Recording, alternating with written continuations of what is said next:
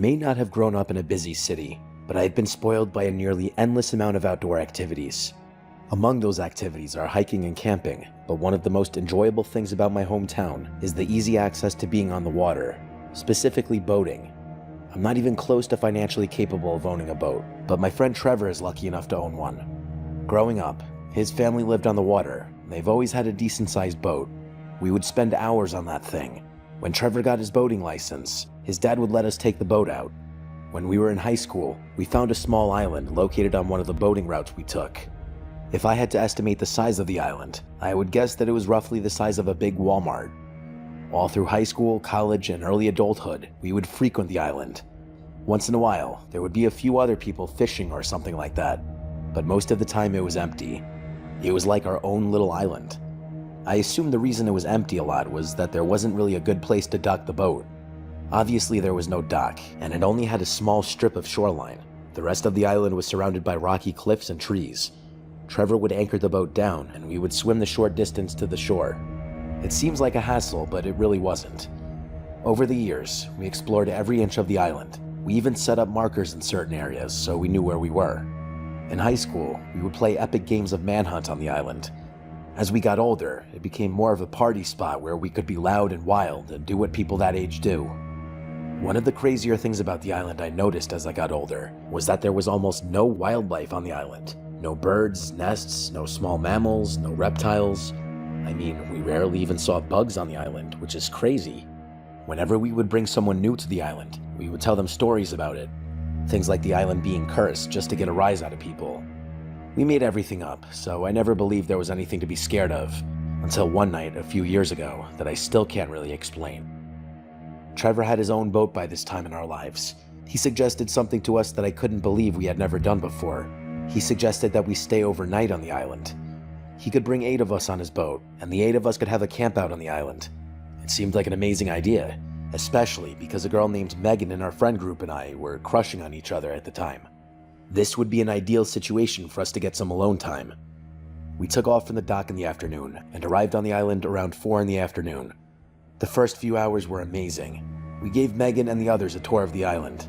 We showed them all the cool things we had discovered over the years. As night was falling, we cooked some hot dogs over a fire and started to have a couple of drinks. Up to this point of the night, it had been one of the best times I'd ever had on the island. Trevor kept the fire going, and we all sat around it telling stories and just really enjoying the vibe. It was several hours into the night when I started to notice that Megan was acting a little strange. She was usually always laughing and smiling, but for some reason she was quiet. She looked almost like she was lost in thought. When I asked her if she was okay, she kept looking at the trees that were several feet away from where we were sitting. Before she answered me, she paused and kept scanning the trees, which were just about as pitch black from where we were sitting. She said she kept hearing noises from the trees, noises that sounded like movement. I told her it was probably an animal, to which she brought up what we had told her earlier, that we had never seen an animal on the island before. I reminded her that we had also never been on the island overnight before, and that it was probably a nocturnal animal and we had nothing to worry about. She still looked concerned as she continued squinting at the trees. She said, "I don't think an animal's out there." I thought maybe she had too much to drink, but she barely finished her only beer. Everyone except Trevor and I started to get a little freaked out. Trevor's girlfriend Rosie asked if we were sure if we were the only ones on the island, and we were sure. There was no boat anchored anywhere, and we had walked the entire island earlier and didn't see any evidence that people were there. I was confident that the darkness was playing tricks on the eyes and ears of our friends. Once the fear came out, it was like we couldn't calm them down. Trevor pulled out a flashlight and told everyone to relax. He said he was going to point it at the trees and show everyone that nobody's in the woods and that their imagination had gotten off the rails.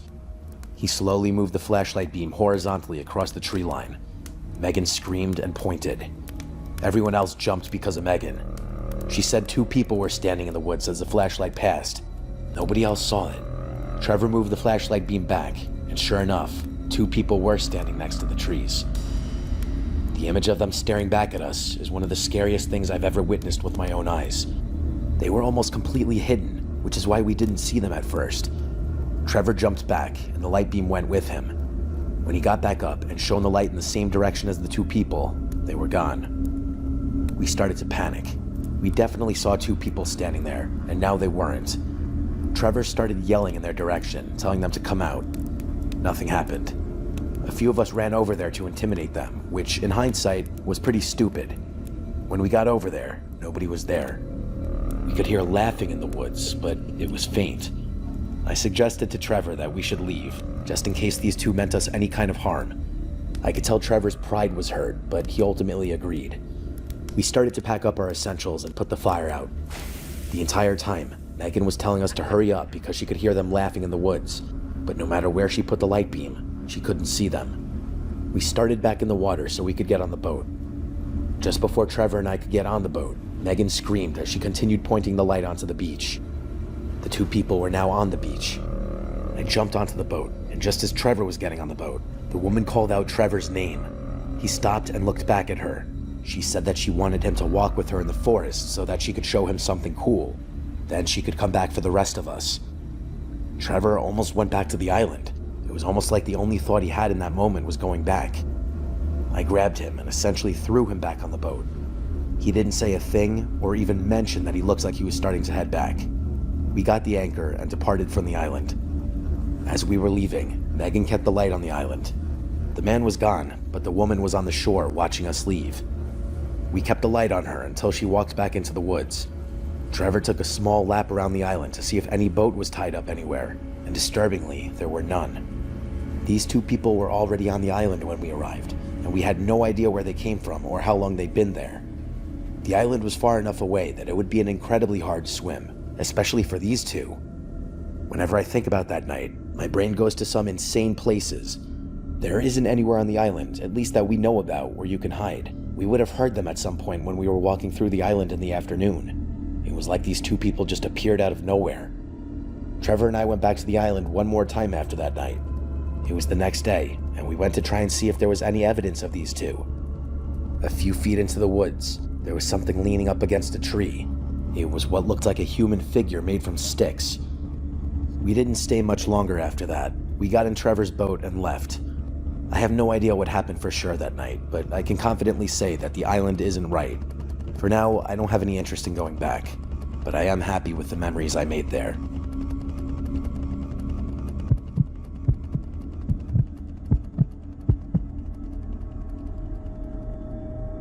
I want to share a story that's bothered me for a while now. Whenever I'm alone, I tend to think back to this day, and my mind goes to some dark places. I've shared this story a couple of times, hoping that the person I tell will tell me that I'm crazy and overthinking things, but unfortunately, they think something bad happened as well. This is one of those stories that, if you think too much about it, you'll lose sleep. This happened to me a few years ago at the marina I used to keep my boat docked at. I've been docked at several marinas during my lifetime, and even though many of them have issues, they're not the type of place you think of scary events happening. Unless you're afraid of boats or water, marinas are usually harmless places. For most of my life, I've been alone. When I was old enough to get a boat, I saved my money and made it happen. Since I was 19 years old, I've owned a boat.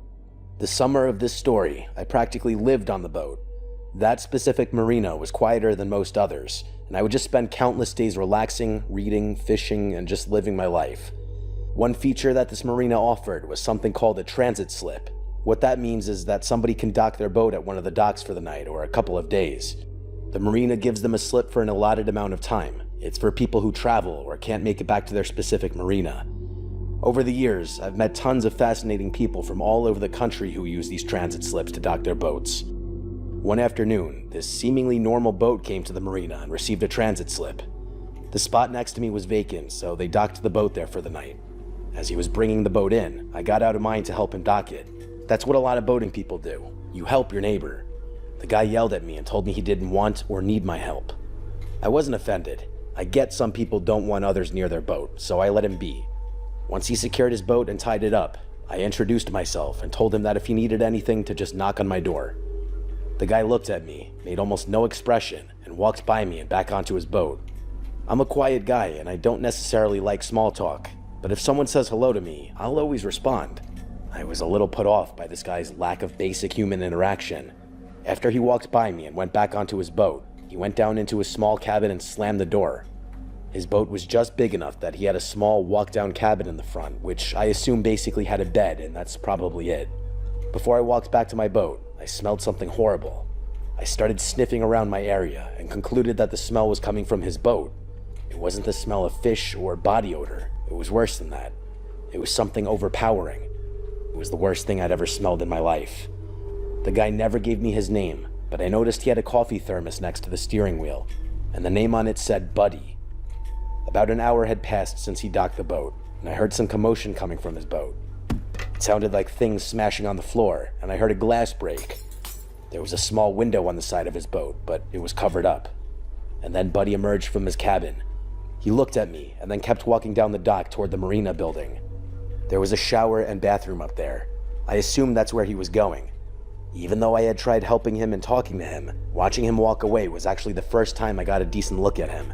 He was about 6 feet tall and a husky fella. I would say he was in his late 60s. He was mostly bald, except for the white hair forming a horseshoe around his shining head. His most notable feature to me was his thick black glasses. They looked super magnified and took up half his face at least. He was gone about 10 minutes, maybe less. During that time, every few minutes, I would hear something banging around in his boat with more of that muffled sound. I thought maybe he had a dog in there.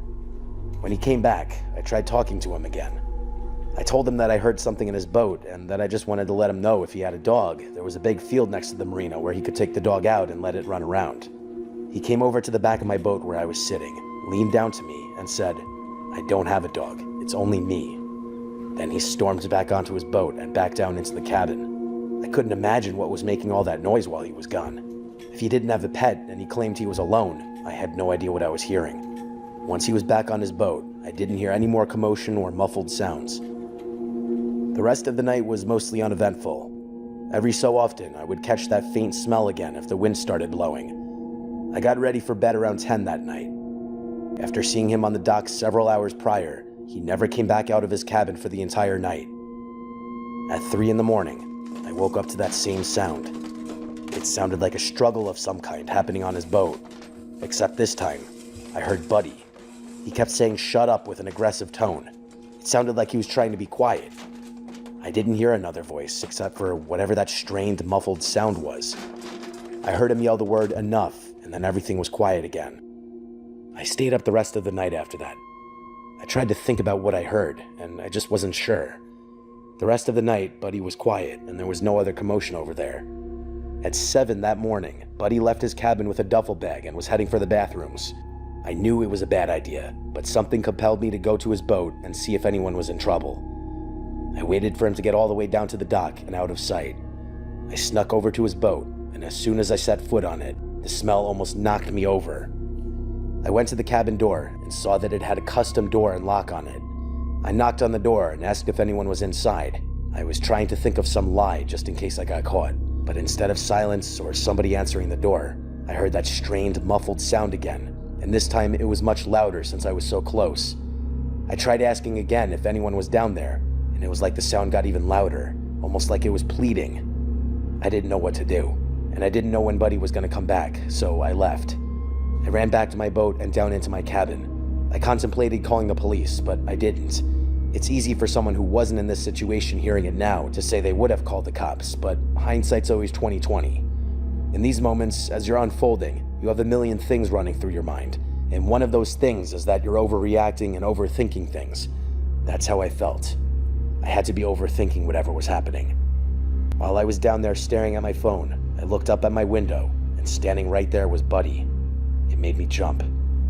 He was looking at me through my window, but he didn't say anything or do anything. He looked at me for a moment, and then went back to his boat. I watched him as he walked back toward the door.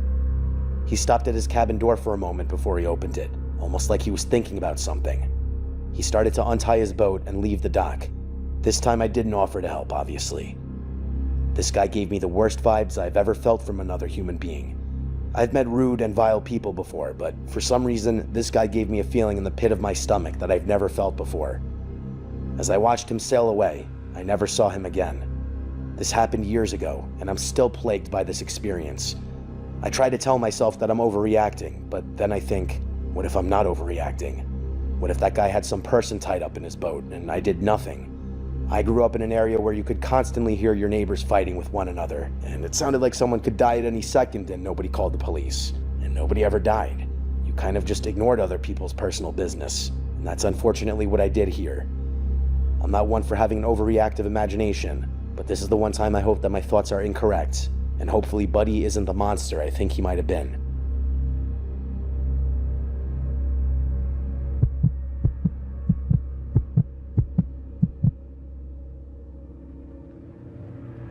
I don't believe in curses. I'm sharing the story of something that happened to me a few months ago, mainly because I'm interested in what people think. I figured that, as a modern society, we've moved past things like curses and folklore. A little more than 3 months ago, me and my other 2 friends, Dustin and Chris, went out on Dustin's boat to fish. Whenever the 3 of us are fortunate enough to have the same day off, we try to take advantage of the opportunity and get out on his boat. We tended to leave Dustin's house around dawn and spend the majority of the morning fishing whenever we went out. This specific day was no different. About 30 minutes into our trip, I heard Dustin start to mumble under his breath. We asked him what was wrong, and he pointed up ahead. Just on the horizon was a beautiful boat. I'm not a boat guy, even though I fish as much as I can. I don't know the first thing about boats. Chris and I saw a boat on the horizon and nothing more, but Dustin noticed something as we got closer. It was barely noticeable at first, but the closer we got, the more noticeable it was. The boat had an orange flag flying on it. On the orange flag were these 2 black shapes. I didn't know this at the time, but Dustin informed us that this specific flag was known as a VDS flag, which stands for Visual Distress Signal. Ordinarily, we would never approach another boat like this, especially on such a massive body of water, but if they were really in distress, we needed to help. As we got close to the boat, Dustin slowed down. He shouted from his boat if everything was okay, but there was no response. As Dustin maintained control of his boat, I tried looking at the other boat to see if I could see anything. From my vantage point, I couldn't see anyone. The boat was huge. Dustin told us the size of the boat is considered a yacht, a small one, but still way bigger than Dustin's little fishing boat. Chris asked if we should just leave. Dustin wasn't sure. I tried calling for help, but there was no service at all where we were. I told Dustin I would jump over to the boat and make sure everything was okay on their end. He didn't love the idea. In case some older guy was sick or something and then he sees me on the boat, he didn't want them to have a heart attack or something horrible. That was even more reason for me to jump over and make sure everything was okay. We argued for a bit, but then he agreed to let me jump over onto the other boat when I told him I was CPR certified and somebody inside may need help. Dustin got as close as he could, and I jumped to the back of the yacht. I kept yelling, asking if anybody was there, and letting them know that I was answering the distress call. I wanted to make sure I was loud enough to announce myself. On the bow of the boat where I just boarded, there were a bunch of cushioned seats and a table, and it looked like somebody had been there not long ago. 4 fishing rods looked like they were getting ready to be used. On the table were 3 coffee mugs that still had steam coming out of them. On one of the seats was a nice Michigan State pullover jacket that looked like it had just been thrown down. I made my way to a sliding door that was wide open. I continued shouting, asking if anyone needed help. I noticed while I was walking to the sliding door that there were several muddy footprints of various sizes all over the back part of the boat. On its own, that's not that weird, especially if you're out fishing. The weird part is that it seemed like nobody was on this boat, even with all this evidence. I walked into the room, and it was a mess. All the cabinets were open, and there was stuff all over the floor. Straight ahead was a bed that was tucked into this little nook. In the right situation, it looked cozy. Nothing was on the bed except for a bunch of pillows and blankets that were all balled up against the wall. The last place I needed to look was the bathroom, and the door was closed. My heart was racing. Not because I was scared, but because I half expected to see a person in there passed out or worse. I slowly opened the door, and just like the rest of the boat, the bathroom was empty. I walked back into the big room and started walking toward the sliding door. Out of the corner of my eye, I saw something moving. I turned around quickly, and I saw the pillows falling off the bed and the blanket shifting. A frail, older woman sat up and looked right at me. I tried to assure the woman that I'm only here to help because I saw the flag. The woman didn't react at all. She sat there completely emotionless. She barely looked like she was breathing. If I didn't see her move a second ago and then blink a few times, I'd think she was dead. She was small, her hair was braided, and her skin was tan and looked like rubber. Her eyes just looked back as she stared at me. It felt like she was staring through me. I tried my best to sound comforting, and I told the woman that I was going back to Dustin's boat and that we were going to help. I ran out and jumped back over to Dustin's boat. I told them we need to ride until we can call for help. I told them about the woman alone on the boat, and she looked like she was in shock or something because she was hiding, and then how she just sat there. While Dustin and Chris were trying to understand what I was saying, the woman appeared from the sliding door and walked to the back of the boat where the orange flag was flying. She slowly started to lower the flag. Once she had it in her hands, she threw it under the table and slowly walked back inside. We didn't know what to do. She got rid of the flag, but I argued that this woman didn't look well. She looked like she needed assistance. Dustin agreed and started heading back in the direction we came until I could get a signal on my phone. Once I got a signal, I called the police. I told them about the boat with the distress flag and that the woman was alone. Even though there was a lot of evidence to the contrary, they said they were going to take a look.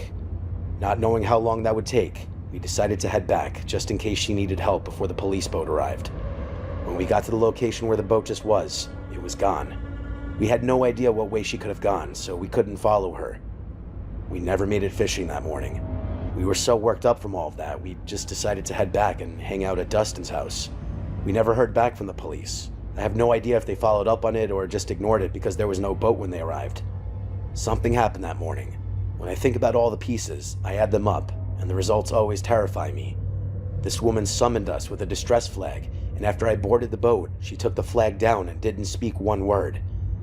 I can't figure out why she was hiding, and why there was so much evidence of others on the boat, mainly the hot, steaming mugs of coffee, but only this small, ragged woman. The reason why some of my friends think I was cursed is after boarding that boat that morning, I've had a streak of terrible luck. Everything from losing my job to totaling my car. Dustin's elderly father told us about some old folklore about a curse on the water, but I don't believe that for a second. I think the bad luck is just a coincidence, and blaming it on a curse is a convenient scapegoat. I don't know what happened that morning. I know what I saw, and I didn't see anyone else on that boat. I'm sharing this story in the hopes that it gets read, and I would love to hear what other people think. Am I cursed? Did this woman commit a heinous crime before I showed up? Or is everything just a wild and crazy coincidence?